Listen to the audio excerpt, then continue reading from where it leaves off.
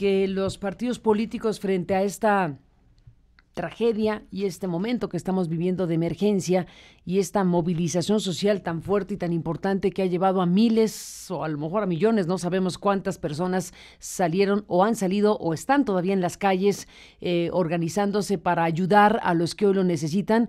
Bueno, ¿cómo estará el asunto? Que los partidos políticos pues han salido a dar un planteamiento sobre el sistema actual y sus modificaciones propuestas para que entonces pues el dinero público que se utiliza para las competencias político-electorales y la financiación para los partidos políticos mismos se revise y entonces se pueda transferir. Algunos dicen donar, otros transferir, otros renuncian a el concepto que usted quiera, pero se trata de qué debe ocurrir en México con ese dinero público que desde luego enoja a la sociedad porque ha llegado a cantidades multimillonarias, como lo sabemos ya de aquí al 2018, presupuestos enormes establecidos como obligación constitucional y todo esto que desde luego es parte del asunto.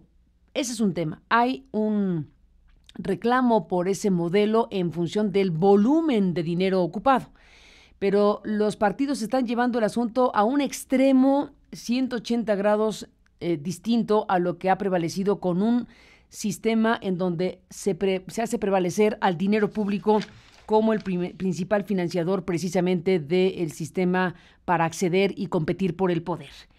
Hablemos de ello. Por eso, gracias a Jesús Cantú. Jesús, que te encontramos vía Skype. Bienvenido. Buenos días, Jesús. Muy buenos días, Carmen. Buenos días a toda la Buenos días. audiencia. Mauricio Merino. Gracias, Mauricio, por estar aquí esta mañana. Bienvenido. Gracias, Carmen, por la invitación. Jaime Cárdenas. Jaime, gracias que tomas la comunicación vía telefónica. Bienvenido, buenos días. Muchas gracias, Carmen, y saludos a mis compañeros Jesús y Mauricio. Mauricio, ¿por qué no iniciamos esta conversación? Acabamos de escuchar una intensa exposición de un personaje como Monedero, que habrán escuchado alguna parte de lo que dijo, y que nos lleva precisamente a colocarnos en ese mood, en ese momento de país que tenemos y revisar lo que están planteando los partidos políticos sobre este momento. ¿Qué dices, Mauricio, del momento que se vive? Mira, Carmen, hay momentos únicos en la historia. Estoy persuadido de que este es uno de ellos. Las soluciones y las propuestas que se hagan para salir de esta situación no pueden ser las rutinarias, no puede ser una respuesta burocrática, tampoco puede ser un negocio, uno más de los negocios que, entre otras cosas, ha causado también este desastre. No puede ser un acto de oportunismo político en ningún sentido. Me parece que debemos levantar la mirada y reaccionar de una manera distinta. Yendo al tema específico del dinero de los partidos, en mi opinión, es muy bueno que quieran devolver, aportar el dinero, que el caudal de dinero que están recibiendo para contribuir al proceso de reconstrucción del país. Yo les tomaría, sin duda, la palabra. Hay que tomar ese dinero para la reconstrucción, pero del otro lado me parece una verdadera locura que quieran convertir este episodio concreto en ya en una decisión legislativa, incluso constitucional, definitiva. El dinero público es muy importante para sostener la vida democrática del país. Lo que ha irritado a la sociedad, con toda razón, es el exceso, el abuso de ese dinero. Los partidos han hecho verdaderas fortunas con el dinero público y además reciben dinero privado. Y además lo han utilizado con opacidad, lo han utilizado de una manera discrecional que ha ofendido con toda razón a la sociedad. Tenemos que suspender el exceso y tenemos que abrir a la transparencia a todos estos recursos, a la vigilancia pública de manera inmediata. Pero de ninguna manera coincido con la propuesta de que ahora sea el dinero privado el que financie a los partidos políticos. Yo le llamaría a eso el modelo Trump y tenemos que salir de esa locura. Sí, bienvenido el dinero de los partidos, hay que crear un fondo de reconstrucción, Hay que evitar, por cierto, que también los empresarios que ya están haciendo sus propios fondos utilicen esto como una vía para hacer negocios, y por supuesto hay que evitar que el gobierno de la República quiera hacer astillas del árbol caído. Ahí están los tres actores principales que tienen recursos a su alcance y que en mi opinión deben ponerse en un fondo de reconstrucción, no muchos, y que sea vigilado, conducido con absoluta transparencia y con absoluta eficacia. Añado y termino. No, un proceso de reconstrucción, Carmen, no consiste en levantar lo que se ha caído. El proceso de reconstrucción es mucho más complejo que eso. Ojalá se serenen los dirigentes de los partidos políticos, qué bueno que pongan su dinero para la emergencia, pero no deben dar al traste con el modelo de financiamiento público que hasta ahora ha sostenido el arranque de la muy precaria, muy golpeada, muy lastimada democracia mexicana. Esa es mi opinión, Carmen. Jesús Cantú, ¿qué piensas? ¿Cuál es tu diagnóstico de qué momento vivimos ahora? Bueno, efectivamente vivimos un momento de crisis, un momento que es determinante. No podemos olvidar, creo que vale la pena referirnos que en términos generales sismos de esta magnitud han dado un vuelco a la vida de varias naciones. Está el caso de Nicaragua, que fue lo que dio lugar o lo que detonó la caída de Somoza, incluso en Japón, aquel terremoto que dio lugar al cambio de dinastía, y no podemos negar el impacto que tuvo el terremoto de 1985 en la vida política nacional aquí en México. Creo que en este caso viviremos también circunstancias similares, particularmente por la cercanía de la sucesión presidencial. Ahora, refiriéndome al dinero de los partidos políticos, por supuesto me parece exagerado el monto que hoy reciben los partidos políticos. Me parece fundamental o principalmente, y pondría el énfasis en el dinero que reciben para lo que ellos llaman actividades ordinarias, porque a lo que ha dado lugar es a la construcción de pesadísimas burocracias en los propios partidos políticos, y ahí es donde habría que hacer la primera revisión. Comparto absolutamente lo que decía Mauricio, no podemos pasar de la prevalencia del dinero del financiamiento público a que ahora sea solamente financiamiento privado. En ese sentido, coincido que debe mantenerse el financiamiento público. Sin embargo, y es muy importante aclarar varias cosas, en este primer momento, ante esta emergencia, por supuesto que hay vías mediante las cuales se puede canalizar los recursos que debían recibir durante 2017 y que eventualmente recibirían de acuerdo a las disposiciones constitucionales para el 2018, para canalizarlos justamente a la reconstrucción. Y yo pondría un énfasis especial porque creo que es fundamental. No es solo reconstrucción, hay que desarrollar esta capacidad de resiliencia que es fundamental. Es un dinero invertido que después le sacaremos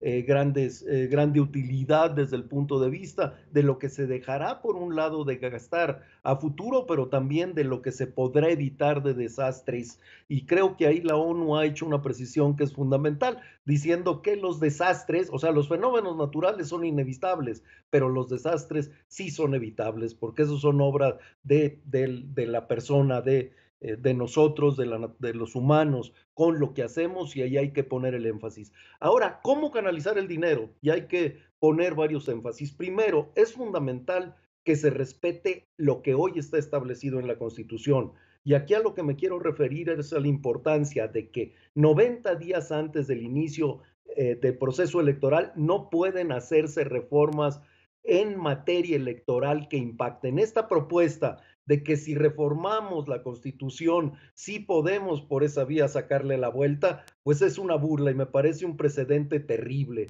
O sea, decir, para violar la Constitución la voy a reformar, es el ejemplo o es lo que han hecho muchos regímenes autoritarios. Entonces, esa no es la vía. Por lo tanto, lo que queda es precisamente esta renuncia o este donativo o este dejar de recibir, como quiera que se le llame, voluntario por parte de los partidos políticos, que por supuesto no deben ejercer directamente este recurso para la atención o el apoyo de los damnificados, porque lo que estaríamos propiciando sería obviamente el clientelismo. En este sentido, también es fundamental que sean ellos, cada partido, el que decida qué parte, qué porcentaje de este financiamiento lo destina hacia este apoyo a los damnificados.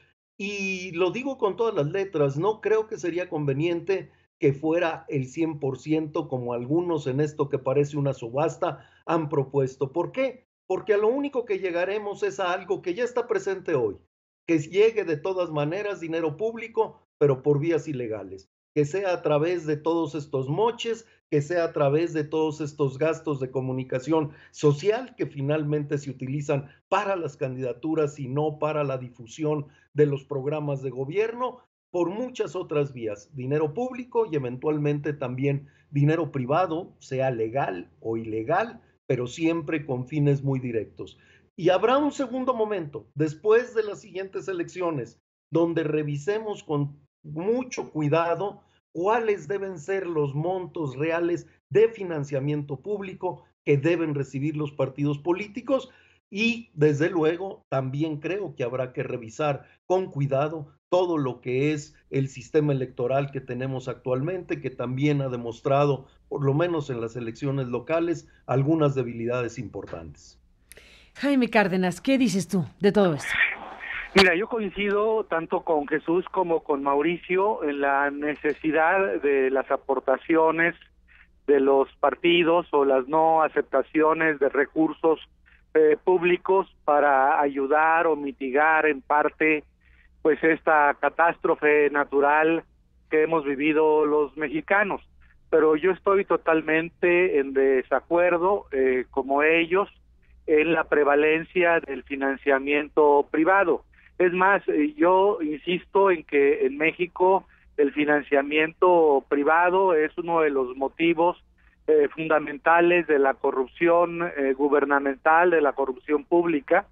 De preferencia, el financiamiento privado tendría que derogarse del sistema constitucional y electoral mexicano, o en todo caso mantener el financiamiento privado que solamente provenga de pues aportaciones, de pequeñas aportaciones de militantes y simpatizantes, pero sin que los grandes empresarios, los grandes intereses económicos y mediáticos aporten como ocurre en los procesos electorales mexicanos a las campañas.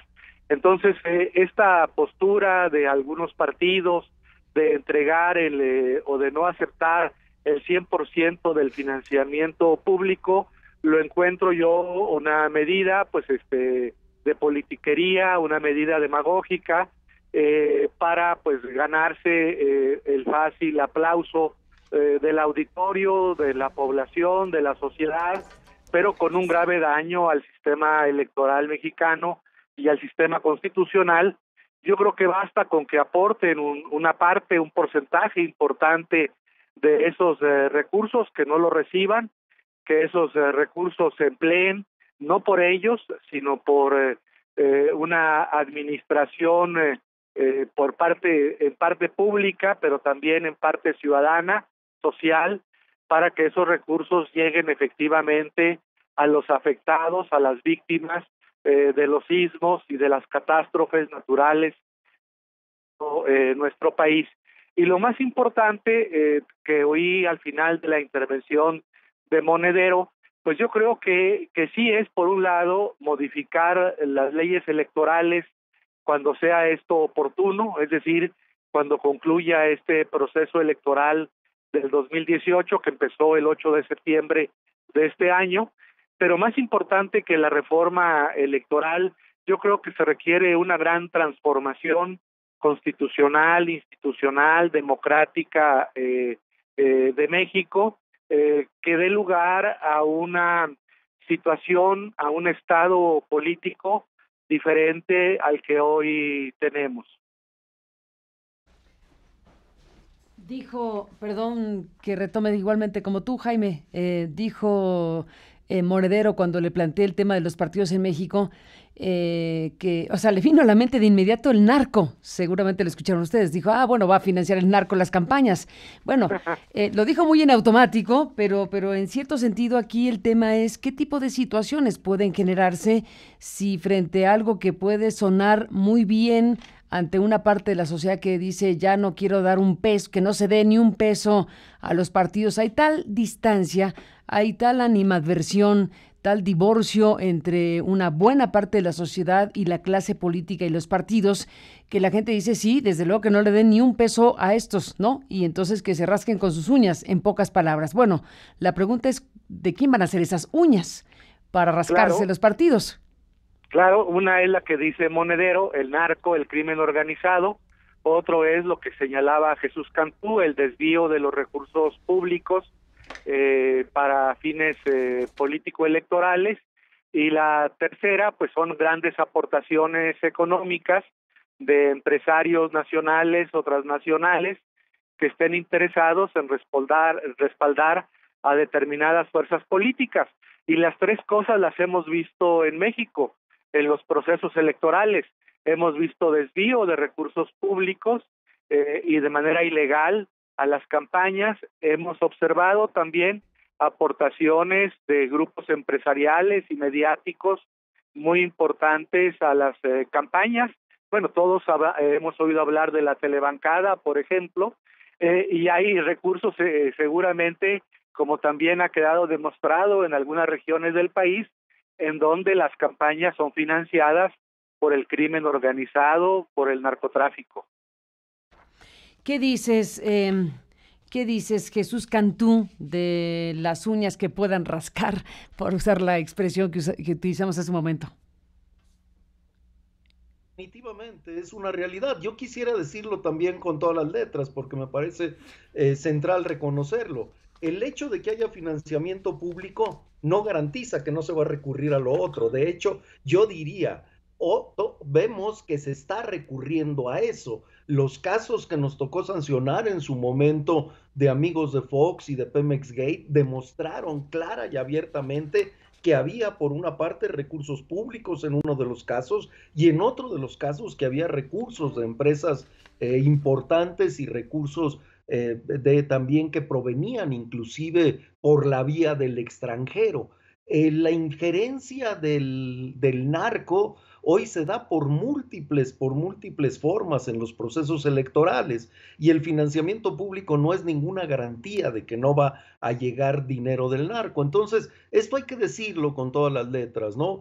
Para que tampoco se piense de que porque hay financiamiento público no va a suceder todo lo otro. De hecho, hoy los tenemos conviviendo, pero creo que al quitar el financiamiento público, los riesgos de que quienes puedan ganar, o sea, se va a convertir al final de la ruta, los únicos que pueden acceder a los puestos de representación y a los puestos ejecutivos más altos serán aquellos que tienen acceso al dinero, aquellos que tienen dinero, ya sea propio, como ya señalaba Mauricio en el caso de Trump, ya sea ajeno, como puede suceder en muchas partes. Cuando digo ajeno, porque estén siendo pues candidatos de un grupo, de un cártel o de un grupo de la delincuencia organizada, o candidatos inclusive de un grupo o de un sector empresarial. Cualquiera de las dos cosas sería igualmente nocivo para el futuro de la vida nacional. Entonces, una cosa no garantiza lo otro, pero si quitamos el financiamiento público, sí es un hecho que al final de cuentas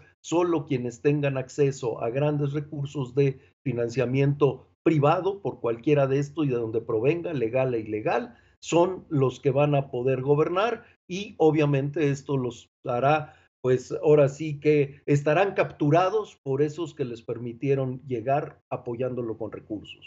¿Cómo cierras, Mauricio Merino, este encuentro? Y bueno, agradeciendo muchísimo que estén los tres aquí. Sigamos en contacto, sigamos hablando. Este es un momento muy importante para nuestro país. ¿Cómo cierras, Mauricio? Carmen, bueno, primero déjame decirte antes de cerrar que gracias por habernos reunido a Jesús, a Jaime y a mí. Queridísimos colegas y amigos, tengo una cierta nostalgia en esta conversación de aquellos años del IFE que compartimos, y te lo agradezco con toda sinceridad. Mira, yo creo que debemos separar con toda nitidez la lógica inmediata de la emergencia de la necesidad de rediseñar el sistema electoral mexicano. Voy primero a lo segundo. El sistema electoral mexicano se ha corrompido hasta la médula.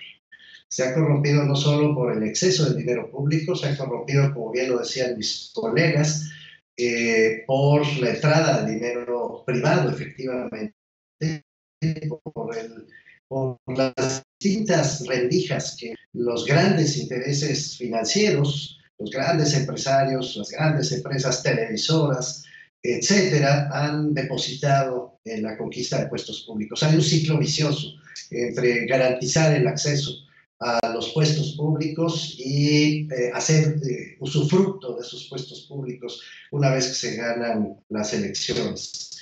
Ya se vició el sistema electoral y a todas luces tenemos que rediseñarlo. Pero otra cosa distinta es enfrentar la emergencia. Te recuerdo, Carmen, y estoy seguro que estaremos de acuerdo, que enfrentar esta emergencia coincide con el fin de un sexenio. No le va a dar tiempo al gobierno mexicano de enfrentar esta emergencia, porque un proceso de reconstrucción lleva mucho más tiempo que el que le queda al gobierno de Enrique Peña Nieto. Y por otra parte, lo que queda ya está cruzado por la competencia electoral. A mí me parece imperativo sacar ese dinero de la competencia electoral y sacarlo también del manejo burocrático de fin de sexenio.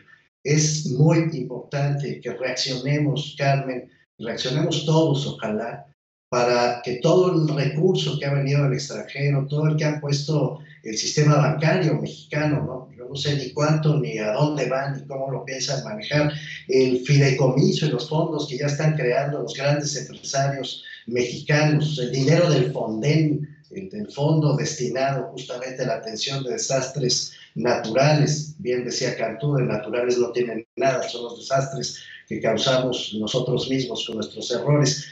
Todo ese dinero, más el que quieren aportar los partidos políticos, debe ponerse a salvo de la rapiña de los negocios privados, debe ponerse a salvo de la captura clientelar electoral de los partidos, de todos los partidos, y debe ponerse a salvo de la corrupción burocrática que hemos vivido en México con tanta intensidad.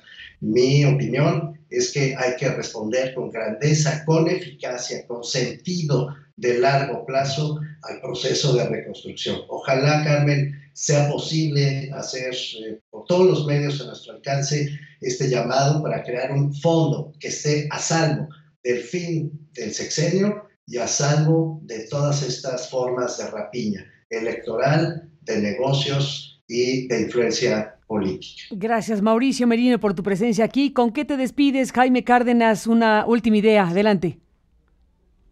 Eso que dice Mauricio, la importancia de que estos fondos se vayan a utilizar desde una perspectiva social, que sean ciudadanos los que administren los fondos, que no vaya a haber un empleo ni político, ni electoral, ni empresarial, porque si esto ocurre, pues va a haber o negocios, o si no hay negocios, va a implicar una forma de compra de voto, que es también inadecuado, o es hacer propaganda con recursos que son de todos, que son de la sociedad, que de los contribuyentes.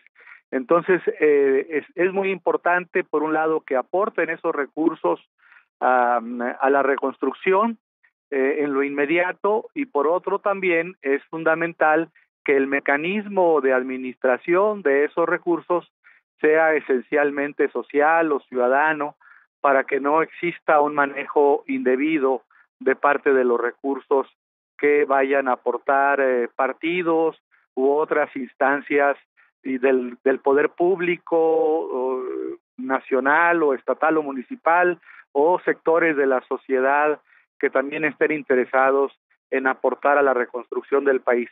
Un manejo muy transparente, muy ciudadano de estos recursos.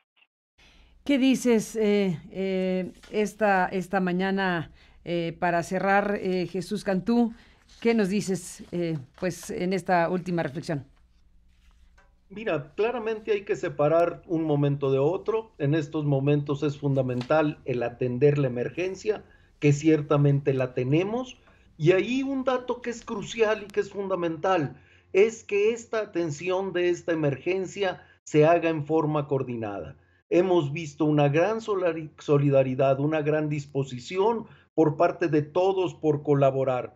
Sin embargo, hoy parecen ser pues esfuerzos separados, esfuerzos cada uno por su cuenta y en muchos casos hasta casi disputándose algunos espacios. Tiene todo esto que canalizarse, lograr una coordinación y la coordinación no es solo sumar, eso hay que entenderlo, porque en México somos muy dados a entender que coordinar es simplemente sumar todo lo que están haciendo todas las instancias. No, coordinar es lograr precisamente que el poder conjuntar los esfuerzos permita potenciar los resultados. Y a eso hay que apostar y hay que lograr esta coordinación. De lo contrario, inclusive en muchos casos, y lo quiero decir, tanto públicos como privados, los donativos que se estén dando pueden ir a dar a bolsas privadas, a bolsas particulares y no a la solución de esta emergencia. Entonces, esto tiene que hacerse con una gran transparencia, tiene que haber información en tiempo real. Hoy es posible, es más, no digamos es posible, ya tuvimos ejemplos en otros países, por ejemplo, en el caso de Katrina, los recursos que estaban llegando y que se estaban ejerciendo, se estaban informando en tiempo real. Cualquier ciudadano podía conocer entrando a una página cuánto había entrado, cuánto se estaba gastando, dónde se estaba gastando. Tenemos que tener esa claridad y esa transparencia. Y por supuesto, lo que acaba de pasar, más allá de lo que hemos vivido, diría yo, en todos los últimos años, nos obligan a una reflexión puntual de una reforma, pues, de mucho mayor calado, no únicamente electoral, lo electoral es un elemento central y por supuesto ahí hay que revisarlo porque las debilidades han sido muy manifiestas, pero creo que tenemos que pues entrar a la discusión del proyecto de nación, de lo que queremos y eventualmente de una nueva constitución que considero que es fundamental para enfrentar y si queremos no solo enfrentar lo que estamos viviendo, sino construir una gran nación con todos los recursos y las fortalezas que tenemos. Pues ahí están los puntos de vista, reflexiones, análisis obligados. Jesús Cantú, Mauricio Merino, Jaime Cárdenas, a los tres gracias por estar aquí, un abrazo y sigamos en contacto si me lo permiten. Muchas gracias, Carmen, Claro muchas sí, gracias un a mis abrazo compañeros. Gracias a los tres, Jesús, Mauricio, Jaime, por este espacio de noticias en vivo. Vamos